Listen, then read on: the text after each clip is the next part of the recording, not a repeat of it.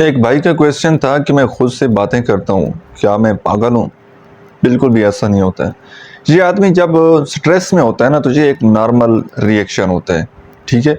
अपने आप से बातें करने वाले इंसान किसी जगह मैंने पढ़ा था कि जो लोग अपने आप से बातें करते हैं ना, वो बहुत ज़्यादा ज़हीन होते हैं। मतलब उनके अंदर जो एक स्ट्रेस होती है, दिल का बोझ होता है, वो अपने साथ खुद बातें करके अपने आप को बड़ा मैनेज कर लेते हैं, अपने आप को हल्का-फुल्का पा लेते हैं। उनके दिल का बोझ हल्का हो जाता है। तो इसमें ये पागलपन वाली कोई बात नहीं है, ये नॉर्मल रवैया है कि जब स्ट्रेस बहुत ज़्यादा हो। और आपने बहुत सारे लोग देखे होंगे कि वो खुद से बातें करते हैं, कुछ खामोशी से और कुछ कभी-कभार आपने ऐसे लोग देखे होंगे कि जो बड़ी ऊँची आवाज़ में, मतलब जब वो कहीं पर बैठे होते हैं ना, तो दूर से अगर बंदा उनको देखे तो बड़ा ईज़िली पता लग जाता है उनके हैंड मूवमेंट से, उनकी बॉडी लैंग्वेज से कि ये लोग खुद से बातें कर रहे हैं।